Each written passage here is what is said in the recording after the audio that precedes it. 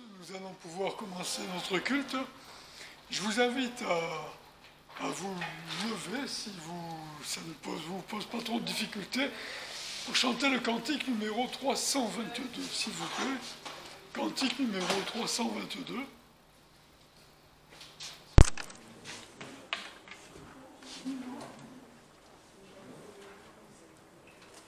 Sur toi, je me repose.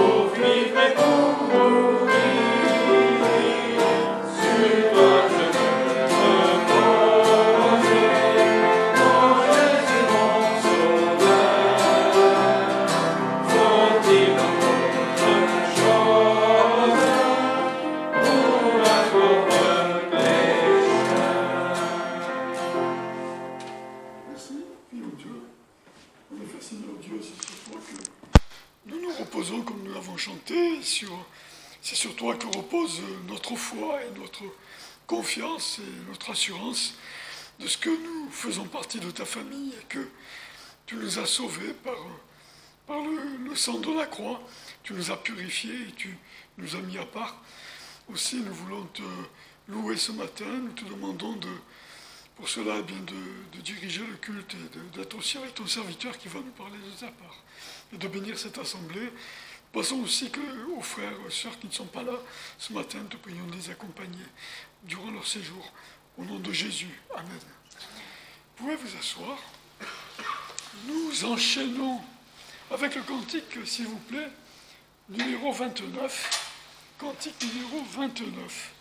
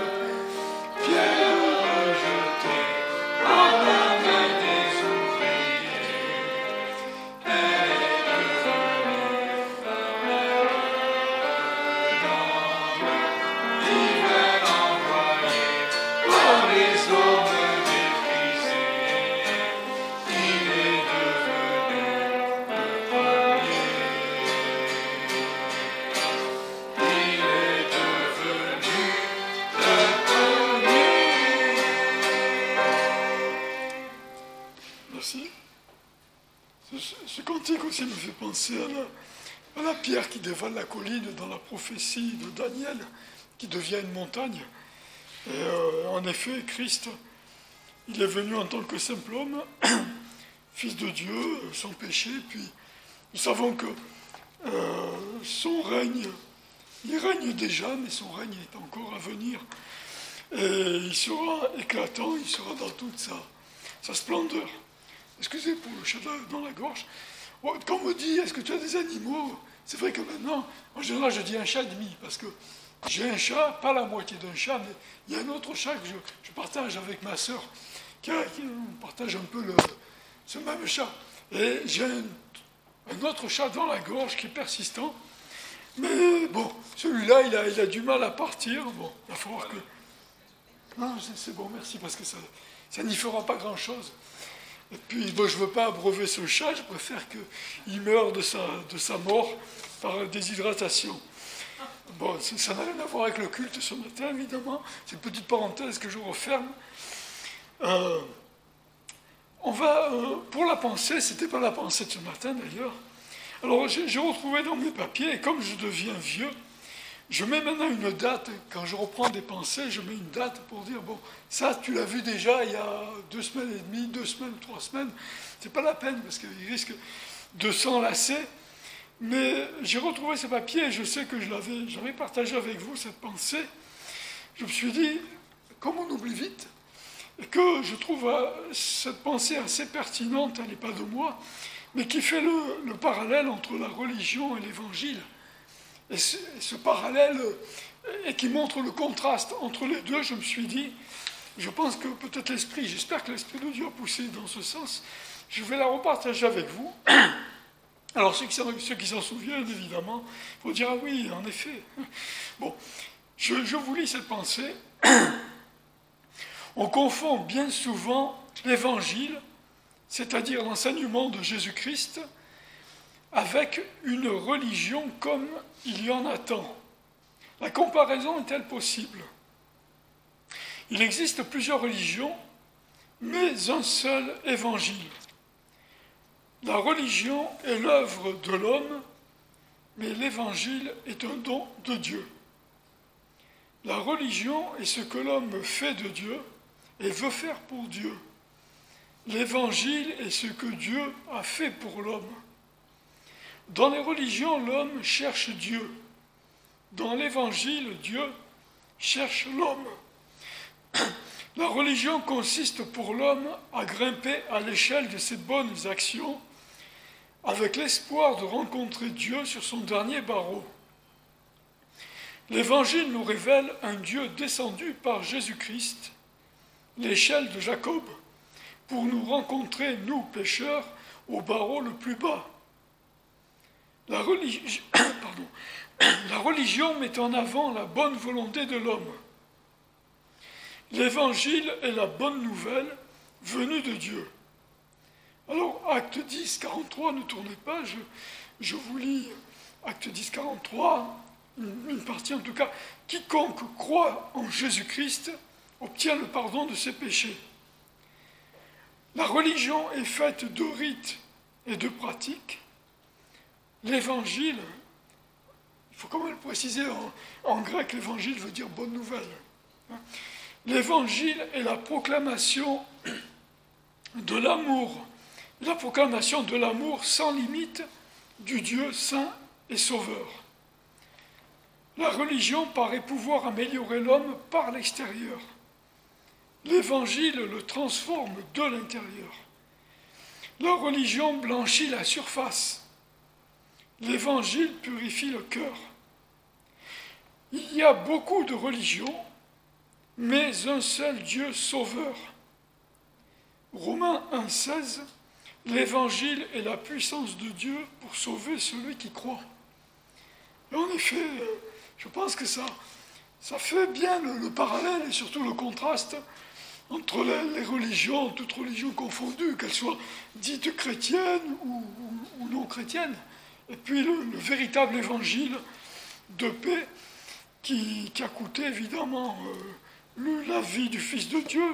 Son sang a été versé, il a été enseveli, mais il est ressuscité aussi.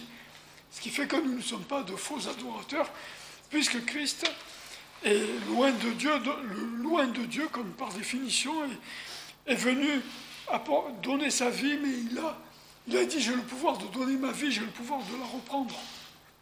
Donc, il est omnipuissant, il est omnipotent, et nous sommes de véritables adorateurs de Dieu, et du Fils de Dieu aussi. On va poursuivre par un nouveau cantique, le numéro 247, s'il vous plaît, que nous allons pas forcément chanter debout, on peut rester assis. J'allais dire on peut se lever, mais bon, on peut alterner, n'est-ce pas? Cantique numéro 247.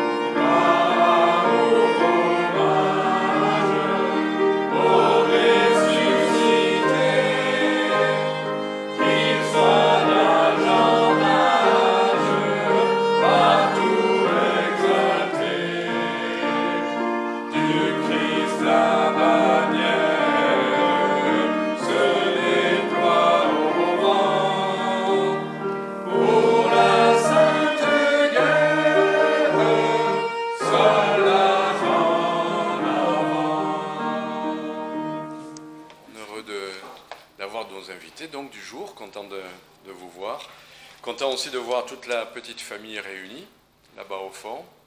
Après les bonnes nouvelles que Rufin nous a annoncées la semaine dernière, on est content de vous voir ensemble pour vous réjouir avec nous. Content d'avoir nos amies brésiliennes aussi, enfin content d'avoir tout le monde, je ne vais pas passer, content de voir les jeunes, content de voir les moins jeunes. Merci Seigneur pour ces moments. Donc Luc, évangile de Luc au chapitre 5.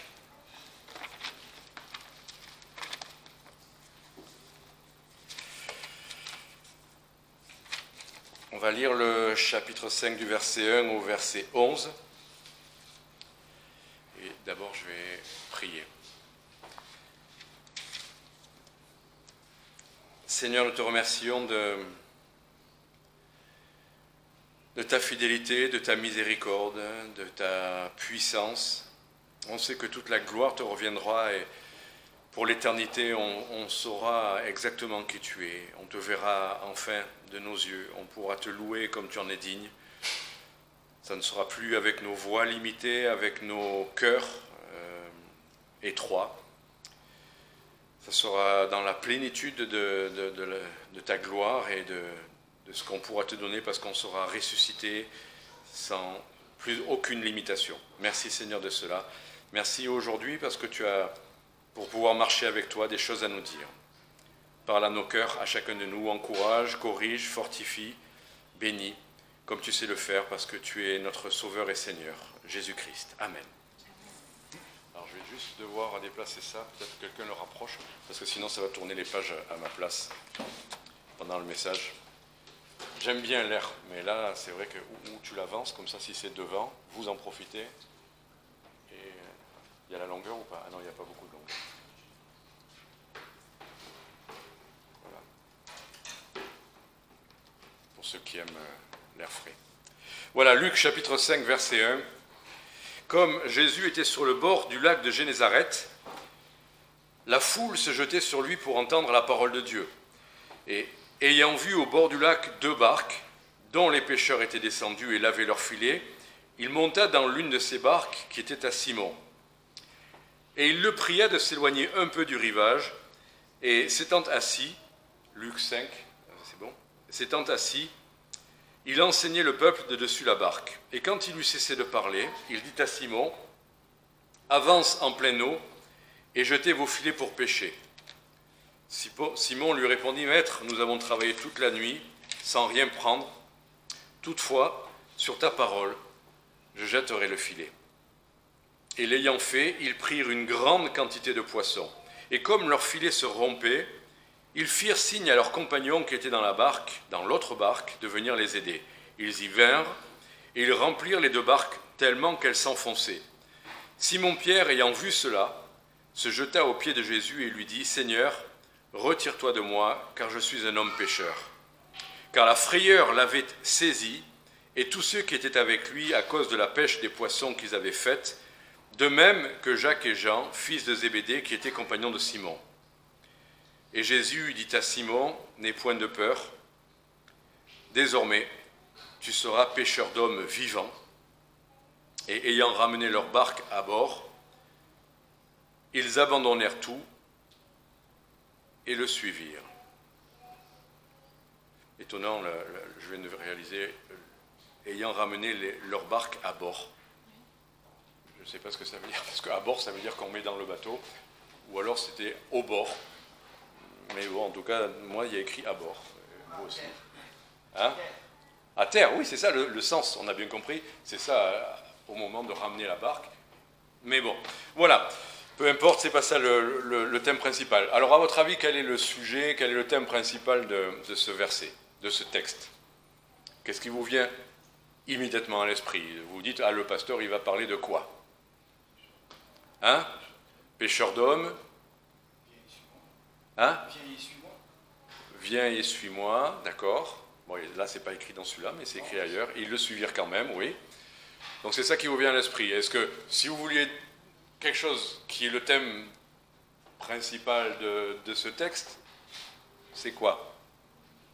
Hein? L'évangélisation. Waouh, d'accord.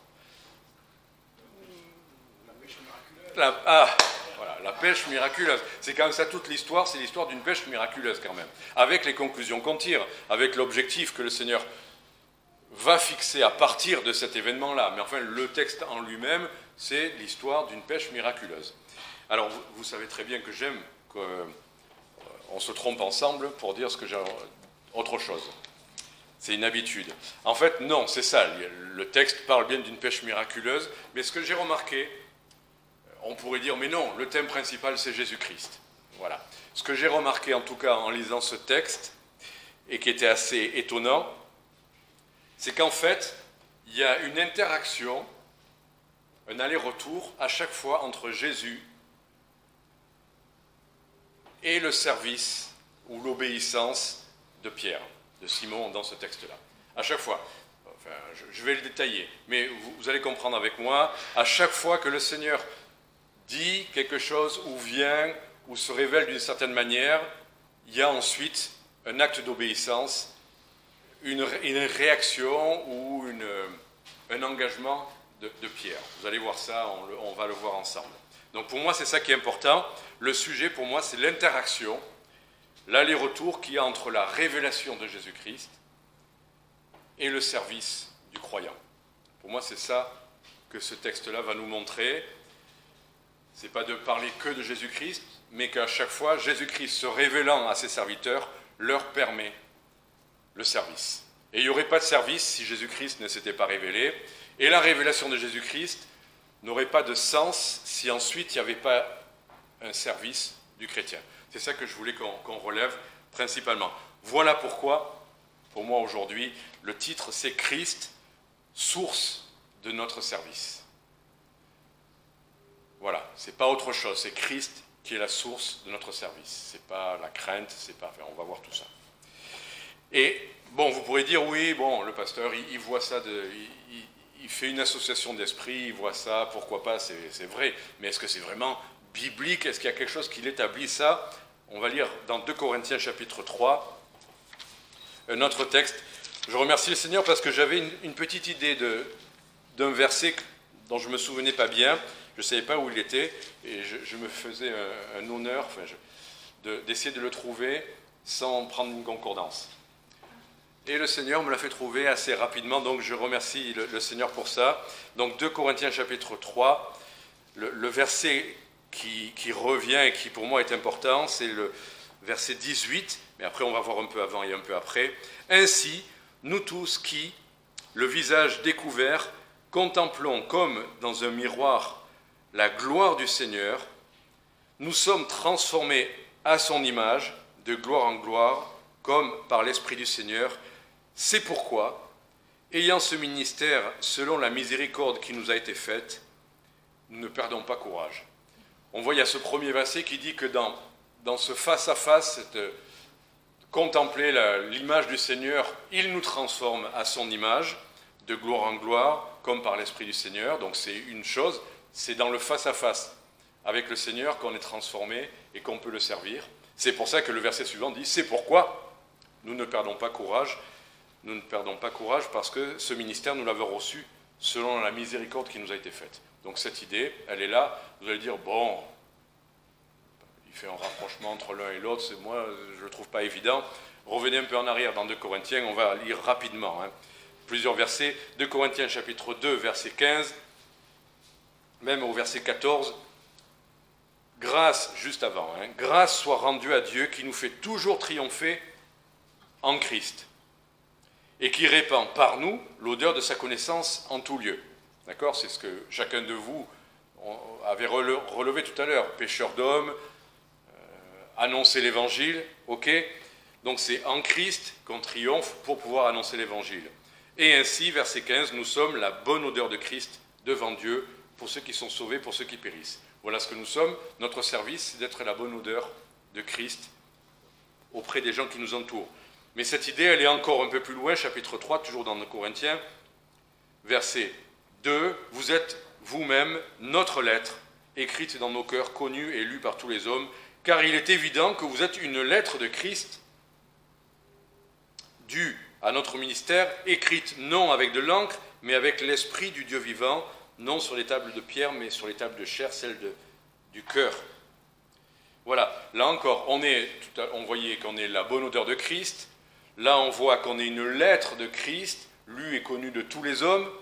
Donc c'est cette idée-là, mais écrite par l'Esprit du Dieu vivant. Et c'est ça que j'aimerais qu'on retienne aussi, que tout à l'heure, quand on a lu la conclusion de « Nous sommes transformés à son image par ce face-à-face avec Christ », mais si on revient, les versets qui précèdent, regardez au verset 14, donc là c'est chapitre 3, verset 14, après, là je fais des allers-retours, mais après on reviendra au texte. Mais je trouve que c'est important de les relever, ces versets.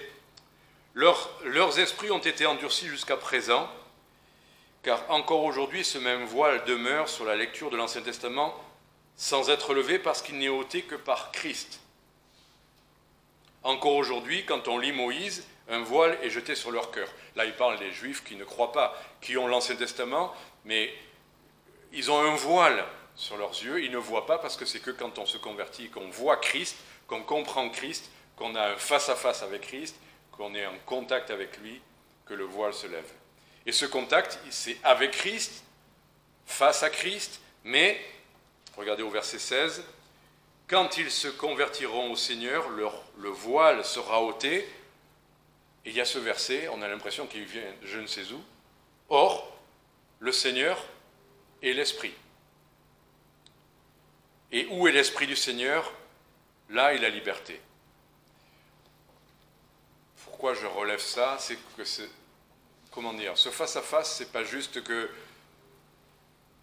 bon, on est à côté, on se connaît, petit à petit on s'influence. Non, c'est par l'Esprit de Dieu qu'on reçoit, qui est l'Esprit de Christ, que ce face-à-face eh bien, est une bonne odeur pour nous et nous transforme. C'est par l'Esprit de Dieu qu'on reçoit que ce travail se fait de nous transformer à son image et de nous rendre capables d'annoncer l'Évangile. Le Dieu dans lequel nous croyons, le Dieu auquel on se convertit, c'est par Jésus-Christ, c'est en Christ, mais c'est le Dieu qui est Père, Fils et Esprit. Et d'ailleurs, c'est pour ça que le verset 16 dit « Quand ils se convertiront au Seigneur ». Ben nous, on comprendrait, le Seigneur c'est Jésus-Christ, puisqu'il vient de dire que c'est Jésus-Christ. Sauf que le verset suivant, il dit « Le Seigneur c'est l'Esprit ». Donc, on ne peut pas dissocier la personne de Christ, de son Esprit, l'action du Saint-Esprit qui nous révélera la gloire de Jésus-Christ et qui nous révèle... Tout ça, c'est lié parce que c'est un seul Dieu. Le Père a envoyé son Fils pour nous sauver, il nous révèle son Fils par son Esprit, et ensuite l'Esprit révèle le Fils, et tout est possible par l'Esprit, mais c'est par la personne de Christ qu'on est transformé à son image. Voilà, quand on a vu tout ça, la conclusion, je la garde pour la fin du message, mais elle est aussi dans Luc 5. On l'a lu, mais justement là, j'en parle pas exprès, pour qu'on comprenne quelle est vraiment la conclusion. Donc, on revient à notre texte de Luc. Là, ça sera plus pratique, plus évident, mais c'était bien d'établir quand même ce que les épîtres établissent. Donc, cette rencontre entre Jésus et Simon, je ne sais pas si vous avez remarqué comme moi, mais au verset 2, Jésus est à Génézareth, d'accord, sur le bord du lac. La foule est là pour entendre la parole de Dieu, il va enseigner.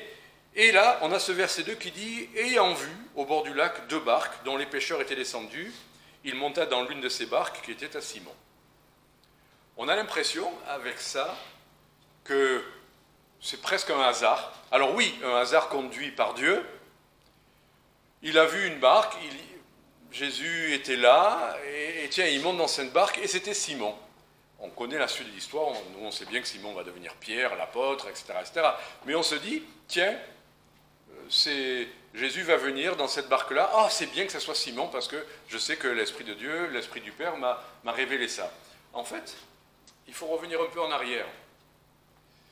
Je ne veux pas enlever le côté providentiel de cette rencontre, parce que oui, quand même, ce n'était pas prévu, il ne savait pas, il ne s'était pas donné rendez-vous. Mais tout de même, revenons un peu en arrière, Luc chapitre 4, verset 31. Donc Jésus descendit chez les gens de Capernaüm, ville de Galilée, et il enseignait les jours de sabbat. Et ils étaient étonnés de sa doctrine, car il parlait avec autorité. Donc déjà, Jésus était à Capernaüm. Et si vous le savez, moi j'ai eu le privilège d'aller en Israël, j'ai vu Capernaum, j'ai vu l'endroit où est censé avoir été la maison de Pierre, j'ai vu la synagogue, c'était un endroit précis, c'est le village de Pierre.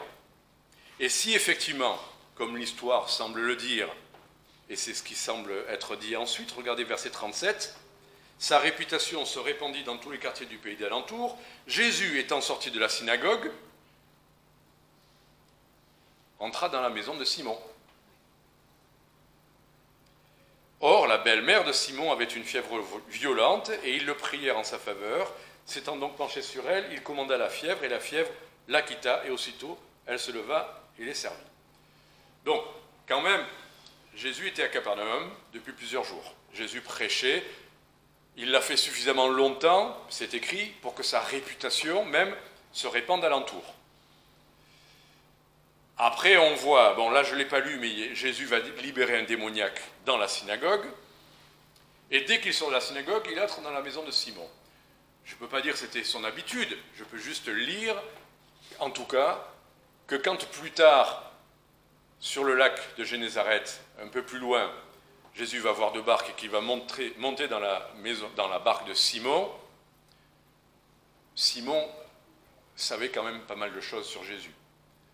Simon l'avait peut-être entendu déjà prêcher à la synagogue, parce que Simon était un juif religieux, il habitait à côté de la synagogue, je le vois mal aller à l'autre bout d'une autre ville pour aller écouter, pour assister au culte. Donc, Simon le connaissait, peut-être pas bien, mais il avait entendu parler, il l'avait reçu dans sa maison, Jésus avait fait des miracles dans cette maison, Jésus avait libéré des démoniaques.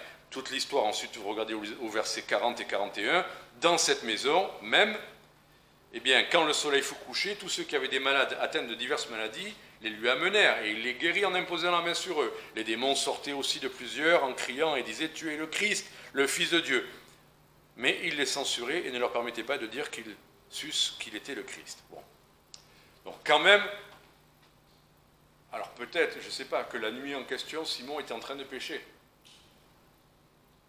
Rien ne le dit, mais quoi qu'il en soit, Simon avait eu un contact avec le Seigneur Jésus. Je ne peux pas imaginer que ça soit arrivé comme ça, comme un hasard. Il vient chez lui, il fait des miracles, il prêche dans la région, Jésus a déjà une réputation. Ce n'était pas suffisant, mais c'était déjà un fondement qui était posé. Juste une petite application pour ceux qui veulent annoncer l'Évangile.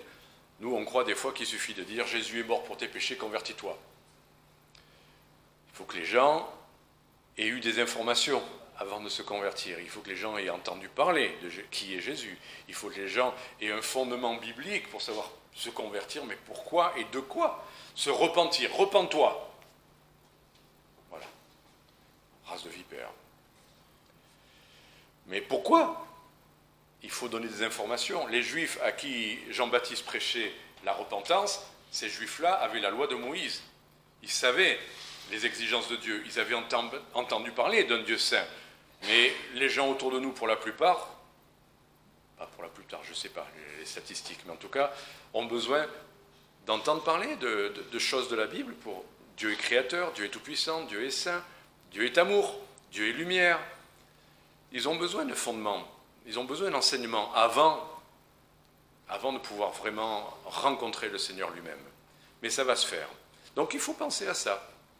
Penser à poser les fondements, parler de la loi, peut-être de Moïse, parler de notre incapacité à suivre la loi, peut-être donner notre propre témoignage, en disant « moi, j'étais comme ci, il m'est arrivé ça », et les gens vont s'y retrouver. Donc, quoi qu'il en soit, la rencontre entre quelqu'un et le Seigneur Jésus n'est pas un hasard. Elle se prépare, on peut prier pour, on peut donner des traités, on peut offrir la Bible, il faut préparer le terrain. Voilà. Et Jésus avait préparé le terrain avant d'avoir vraiment ce qui va être un appel à servir. Eh bien, le Seigneur s'était mis au contact, il avait montré ce qu'il était capable de faire. Quelqu'un qui libère, quelqu'un qui est puissant, quelqu'un qui enseigne. Ça, c'est le premier point. Deuxième point, verset 2, d'entendre parler de Jésus, de savoir qu'il fait des miracles, qu'il est... Bon. qu'il est sage, c'est bien, mais ce n'est pas suffisant. Voilà pourquoi Jésus monte dans la barque. C'est le moment où on a un contact plus personnel avec le Seigneur Jésus. C'est le moment où il va montrer qu'il s'intéresse à nous, qu'il n'est pas là que pour guérir les autres, qu'il n'est pas là que pour enseigner, il s'intéresse à nous personnellement. Et je crois que la conversion, ça passe par ça, de savoir que oui, il y a un Dieu qui s'est manifesté en Jésus-Christ, oui, il y a la croix, mais à un moment donné, c'est un Dieu qui s'intéresse à nous. Il y a un frère qui me partageait il y a 2 jours, qui envoie sur WhatsApp maintenant, presque tous les jours, des pensées qu'il a pour annoncer l'Évangile. Alors justement, d'ailleurs, une des pensées qu'il m'a partagées, c'est de montrer la différence entre la religion et la foi et l'Évangile. Donc ce n'était pas celle que nous a partagé notre frère, mais c'était la même idée. La différence entre la religion, et il y a des gens qui croient en un Jésus de la religion, en une Bible de la religion, et qui se contentent très bien de ça, mais qui savent très bien qu'ils n'ont pas de contact ou de relation personnelle avec Dieu. Il leur manque cette rencontre personnelle. Mais il faut qu'il y ait ce moment, et on peut prier pour ça, quand on prie pour le salut des gens, où Dieu va faire quelque chose de spécial, où chacun saura que oui, il y a un Dieu qui existe, qui est personnel, et qui veut faire plus que simplement parler de lui, qui veut établir cette relation, qui veut de cette relation, qui nous aime et qui ne se contente pas de cette relation lointaine. Oui, j'aime l'humanité, et non, il rentre dans notre barque. Et il va nous montrer, et il faut prier pour ces événements-là. Moi, je sais que pour nos enfants, par exemple, il y a des choses extraordinaires qui se passent dans leur vie, on prie pour eux, mais que le Seigneur leur ouvre les yeux pour qu'ils voient ces moments où le Seigneur manifestement leur montre qu'il veut monter dans leur barque. Et que ça sera entre eux et lui. Et ça ne sera pas nous, à force d'insister, pour qu'ils viennent à l'église, ou qu'ils lisent, ou qu'on leur parle. Oui, ça, oui, on peut le faire. Mais que le Seigneur lui-même, de manière très personnelle, se manifeste à eux. Et ça, c'est important. Donc, et j'aime bien la suite. Après être montré dans la barque, j'aime bien la délicatesse des termes employés. Verset 3, il le pria de s'éloigner un peu du rivage. Il le pria. C'est comme, enfin, je ne sais pas, mais la tournure c'est pas un ordre, c'est pas un dictateur, il le prie. Alors, c'est pas une prière, hein, cette expression, hein. C'est une formule de politesse, de la bienveillance. Le Seigneur est bienveillant. Il pourrait nous brutaliser, franchement, nous envoyer épreuve sur épreuve, se faire attaquer, pour qu'on revienne à lui, par exemple, ou pour qu'on vienne à lui. Il pourrait nous envoyer... J'ai un frère un jour qui s'était éloigné du Seigneur, et vous allez dire c'est pas la conversion, mais c'est un peu la même chose. Et puis un soir, justement, il avait bu, et il se retrouve dans une rue en pleine nuit, face à face avec un énorme molosse, un chien, qui se plante devant lui et qui commence à gronder. Là, il a eu peur. Et là, il s'est dit, il a crié au Seigneur, et il est parti, le chien ne l'a pas attaqué. C'est un avertissement, des fois le Seigneur fait ça dans nos vies. Soit pour qu'on le considère, si on veut l'éviter, les Jonas et la tempête, enfin, Dieu peut faire ça. Mais là, il le prie. Pour Pierre, il n'y a pas eu besoin de faire de tempête à ce moment-là, simplement il est monté dans sa barque et il l'a prié. Mais ensuite, d'ailleurs, c'est pour ça que, pour revenir et commencer avec cette idée d'interaction. Bon, d'abord, Pierre aurait pu dire, tu ne montes pas dans ma barque, je viens de passer une mauvaise nuit, je suis fatigué, laisse-moi tranquille. On peut dire ça aussi au Seigneur, hein, dire, Seigneur, je suis fatigué, j'ai une vie compliquée, laisse-moi tranquille, on verra ça plus tard. Il y a des gens qui font comme ça. Mais non, il a laissé monter, donc déjà, c'est déjà une bonne chose. Mais après, quand il le prie de s'éloigner, qu'est-ce qu'il fait ?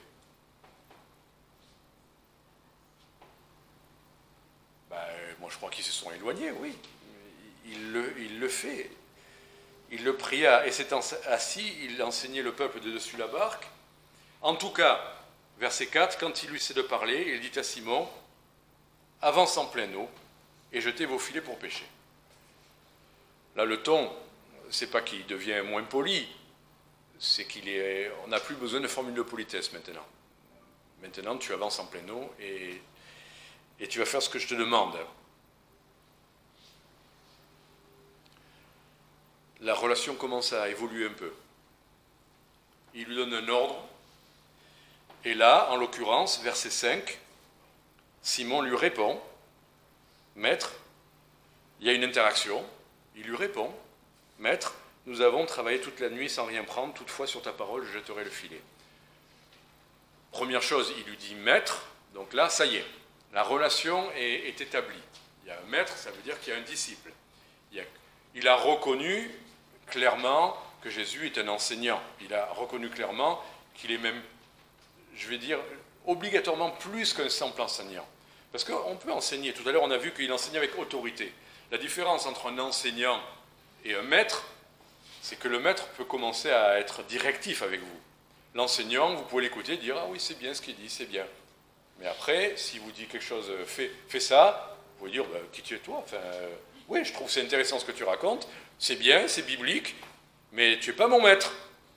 Et gardez-vous de ce genre de relation. Personne n'a à vous dire ce que vous avez à faire pour votre vie personnelle. C'est le Seigneur qui doit vous parler. On peut vous donner des conseils, on peut vous donner des recommandations, on peut vous donner des directions. Il y a des gens qui sont appelés par le Seigneur pour ça. Mais Jésus a dit, n'appelez personne votre maître. Ni votre père, en l'occurrence. Personne ne doit avoir une autorité sur vous telle que quoi qu'il dise, vous deviez le faire. Sauf, là Jésus n'a pas dit, ne m'appelle pas maître. Jésus est digne d'être maître. Et sur un point bien précis, c'est ça que je voulais relever, il lui demande de faire ce que Pierre sait très bien faire depuis des années. Il a une entreprise. Hein. Il a 2 barques, il a des associés, il vient de le faire toute la nuit, et lui, Jésus, qui n'a aucune expérience connue en tout cas, aucun diplôme, pour ça, va lui dire ce qu'il a à faire pour son métier. Oui, Jésus, d'accord, tu es un enseignant, tu es un rabbin, tu connais la Bible, je t'écoute. Mais sur mon métier, chacun son truc, quoi. Et ça, des fois, on voit ça dans les églises. On donne au pasteur une certaine autorité pour dire les choses, mais à l'inverse de tout à l'heure, autant le Seigneur ne veut pas qu'on ait des maîtres dans les églises, mais des fois, en France, on a bien compris la leçon, on n'a pas de maître, et on n'obéit à rien ni à personne. Il est quand même écrit aussi, obéissez à vos conducteurs. Conducteurs, ça veut dire qu'ils conduisent l'Église. Ils ne conduisent pas votre vie, mais quand même obéissez. Il y a des choses que les responsables dans les églises sont appelés par Dieu pour être des conducteurs. Donc là, ça va un peu plus loin. C'est pas juste cite-moi des versets et puis après tu me laisses faire ce que je veux. Il y a des fois des moments où on est enjoint de... Il y a la discipline dans l'Église, il y a des choses qu'on ne doit pas faire et si on est au contact de la discipline, on devrait obéir. Pas dire, oh non, mais tu n'as rien à dire. Si j'ai envie d'avoir 3 femmes, personne ne peut m'empêcher d'avoir 3 femmes. Si j'ai envie d'avoir des dettes, personne ne peut me dire que c'est mal d'avoir des dettes. Vous voyez ce que je veux dire?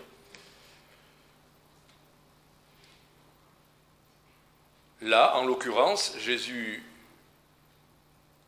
qui a plutôt une expérience de charpentier, une réputation d'enseignant et d'homme de miracle, il lui donne une leçon de pêche.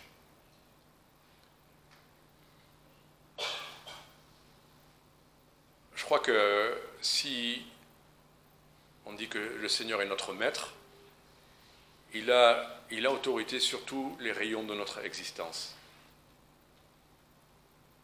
Surtout.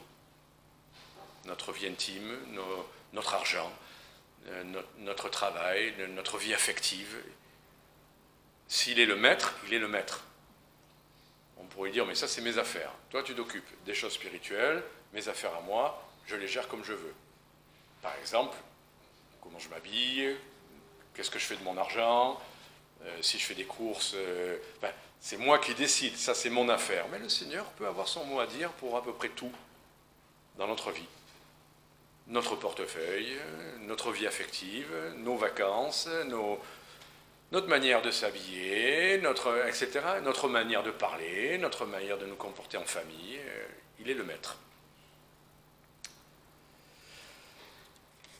Le point suivant, verset 8, après le miracle de la pêche,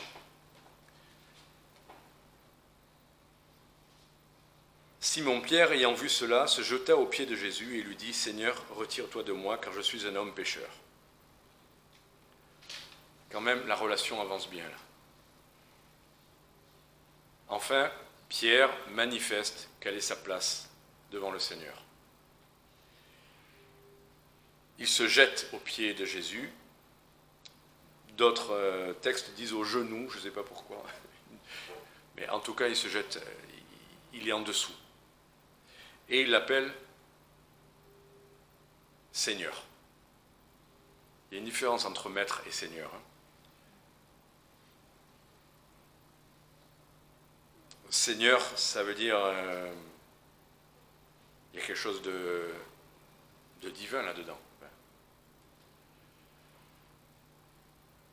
Et si il lui dit retire-toi de moi parce que je suis un homme pécheur, ça y est, chacun est à sa place. Nous ne sommes que des pécheurs. Non seulement il a toute autorité sur nos vies, mais il est le Seigneur et il pourrait nous demander ce qu'il veut. Nous sommes à ses genoux et nous avons tort parce que nous ne faisons rien de bien en nous-mêmes. Nous n'avons pas de sagesse, nous n'avons pas d'intelligence, nous n'avons pas de force, nous n'avons pas d'amour. Ce qui vient de nous n'est rien. Il n'y a rien de bon en nous. C'est ce que dit l'apôtre Paul. Rien. Romains 7, tout un chapitre pour qu'on se rappelle que c'est le mal qui est en nous et à cause, c'est pas qu'on vaut rien. C'est que ce qui est en nous ne vaut rien. On n'a pas de bons sentiments, on n'a pas d'intelligence, on est des enfants et on est pécheurs en plus. Comment on pourrait avoir autorité sur nos vies quand les gens aujourd'hui disent « c'est mon corps, c'est ma vie, je fais ce que je veux », mais qu'est-ce que tu as fait pour avoir ce corps ? Un jour tu es né, on ne t'avait pas demandé ton avis, on t'a nourri, on ne t'a toujours pas demandé ton avis. Tu as autorité sur quoi ? Ben oui, le Seigneur nous donne le libre arbitre, il nous donne la possibilité de choisir ce qu'on va faire de ce corps, mais il ne nous appartient pas. Il nous a été donné, on ne l'a pas mérité. On pense peut-être que l'argent, si on a travaillé, on le mérite. Mais même ça, le Seigneur peut nous faire perdre notre travail. L'intelligence qu'on a. Une époque, je pensais... ça m'a fait tout drôle avec mon épouse parce qu'on a parlé très courtement là, sur cette idée de QI, de quotient intellectuel. Et alors, en plaisantant, elle m'a rappelé que j'étais censé avoir un certain quotient intellectuel. Je ne sais pas d'où elle sortait ça, c'était peut-être un trait d'humour. Mais une époque, je pensais que j'étais intelligent. Enfin, les profs me disaient des choses, j'avais des résultats à l'école, je pensais que j'étais intelligent. Et un jour, le Seigneur m'a littéralement fait perdre, il m'a enlevé mon intelligence. Ce cerveau ne fonctionnait plus. Il était confus, j'arrivais pas à construire une pensée raisonnable, j'arrivais pas à avoir un objectif, savoir comment l'atteindre. Mon cerveau était dans la confusion totale. Vous connaissez cet épisode de Nebuchadnezzar, qui marchait sur la muraille, et qui... Ces choses-là, cet empire, c'est moi qui me le suis fait, c'est moi qui suis à l'origine de tout ça. En un instant, Dieu lui a fait perdre son intelligence, il est devenu comme une bête dans les champs, avec des ongles qui ne se rongeaient même pas. Enfin, Dieu lui avait enlevé toute intelligence jusqu'au jour où il a rendu gloire à Dieu. Et il a dit, mais tout me vient, s'il y a quelque chose de bon que j'ai pu faire, s'il y a quelque chose de bon en moi, ça me vient de toi. Ben, c'est ce qui s'est passé aussi dans ma vie. J'ai été littéralement comme ça. Et le Seigneur m'a redonné, je ne vais pas dire mon intelligence, enfin, en tout cas une capacité à faire 2-3 choses. C'est ça ma place. Et je garderai cette place-là, de savoir que je suis pécheur. C'est-à-dire, il y a quelque chose en moi qui tourne par rond, qui m'amène à gauche alors que je voudrais aller à droite, qui me rend incapable de faire le bien, qui me rend incapable de bien penser. de bien choisir, je lui laisse le choix. Je lui laisse la direction, je lui laisse l'autorité. Et l'avantage avec ça, c'est que je lui laisse aussi la responsabilité des ressources. Enfin, s'il me demande de faire quelque chose, il doit me rendre capable de le faire. Et c'est ce que dit l'apôtre Paul. Il dit, non, c'est Pierre. Il dit, c'est pas comme si nous ayons en nous-mêmes une capacité. Notre capacité, au contraire, elle vient de Dieu. C'est Mylène, c'est Paul qui le dit, pardon. Vous voyez? Mon cerveau, c'est Mylène maintenant. Non, tout ça pour dire, notre capacité, ça c'est sûr, au contraire, elle vient de Dieu. Si on doit avoir une capacité, merci Seigneur, mais moi je trouve ça superbement encourageant. Et plus même, à la limite, je suis diminué intellectuellement, si je perds de... Mais le Seigneur ne change pas.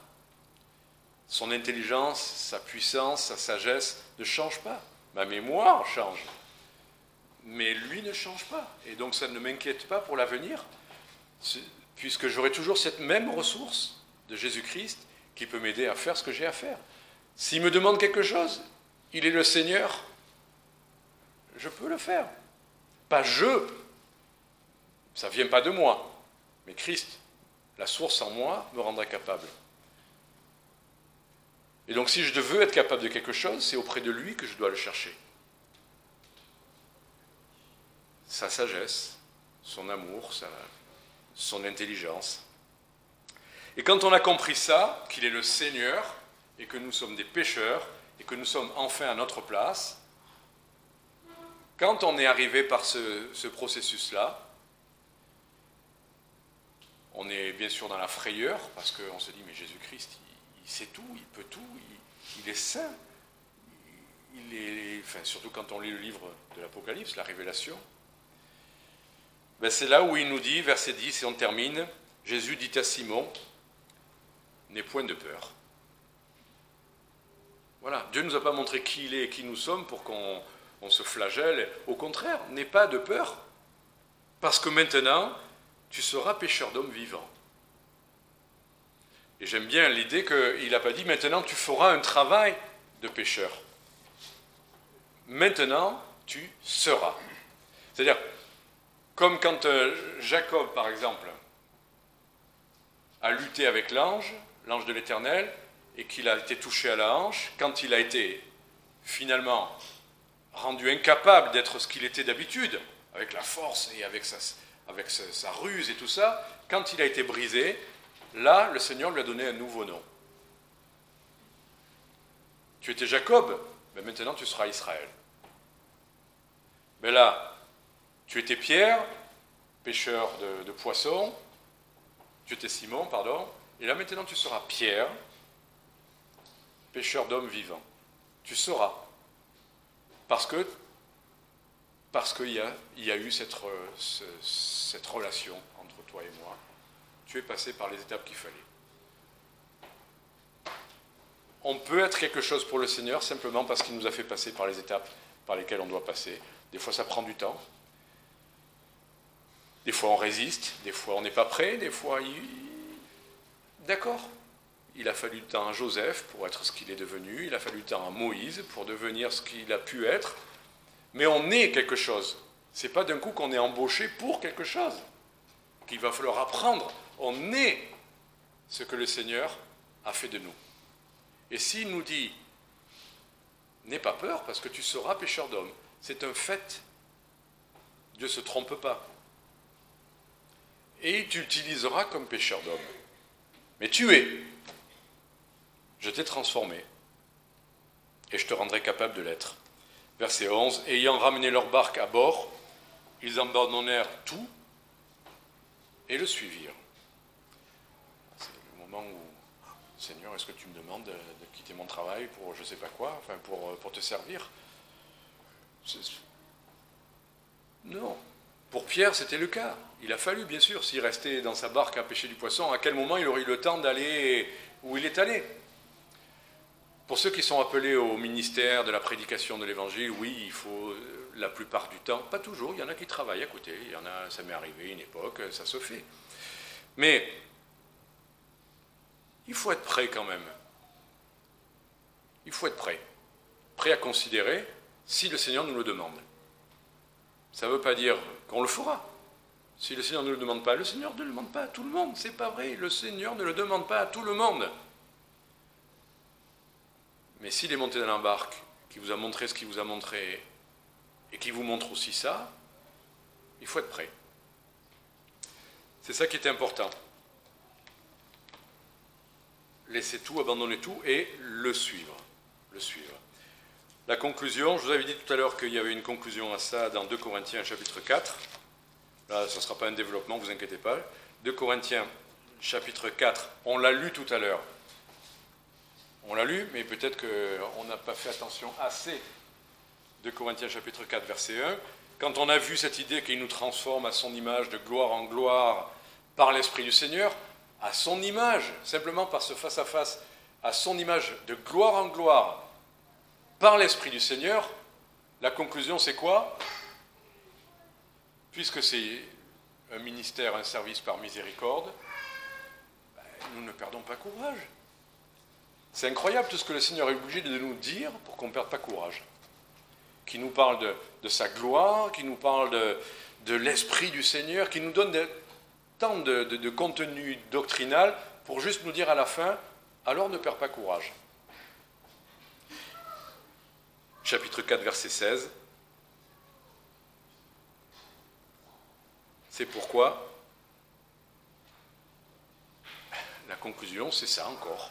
C'est pourquoi nous ne perdons point courage.